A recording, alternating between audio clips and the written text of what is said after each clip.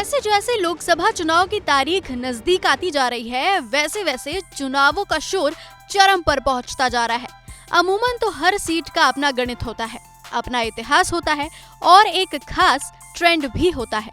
लेकिन एक सीट ऐसी है जहां की जनता के मिजाज को अभी तक कोई समझ नहीं पाया है और जनता ने हर बार हर लोकसभा चुनाव में यहां से नई पार्टी और नए चेहरे को चुना है। ये सीट है यूपी के बिजनौर की नगीना लोकसभा सीट, जहां से भीम आर्मी चीफ चंद्रशेखर के खिलाफ सपा सुप्रीमो अखिलेश यादव ने अपना कैंडिडेट उतारकर नगीना को हाई प्रोफाइल सीट में शुमार कर दिया है। बता दें कि पिछले 2 बार तक इस सीट पर मुकाबला सपा बसपा गठबंधन और बीजेपी के ही बीच रहा है, लेकिन इस बार मुकाबला चौतरफा होने वाला है।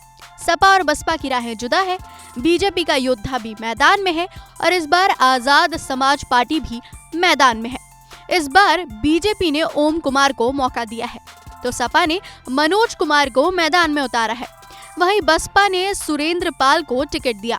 इसके अलावा भीम आर्मी चीफ चंद्रशेखर भी यहीं से ताल ठोक रहे हैं। साल 2009 में अस्तित्व में आई नगीना लोकसभा सीट हर बार अपनी अंगूठी बदल देती है, यानी हर बार सियासी चेहरा बदल देती है। अब तक नगीना में 3 लोकसभा चुनाव हुए और तीनों बार जनता ने अलग अलग पार्टी को अपना बहुमत दिया। 2009 में नगीना सीट पर हुए पहले चुनाव में सपा के यशवीर सिंह जीते और 2014 में मोदी लहर में बीजेपी के डॉक्टर यशवंत सिंह सांसद बने। 2019 में महागठबंधन में बसपा उम्मीदवार गिरीश चंद्र जाटव ने जीत का परचम लहराया, यानी 3 चुनाव 3 पार्टी पर जीत की मोहर। अब तक के चुनावी परिणाम में सपा, बीजेपी और बसपा 1-1 से बराबरी पर है। ऐसे में इस सीट पर इस बार भी प्रत्याशियों के लिए जनता की नब्ज को समझना चुनौती भरा होगा।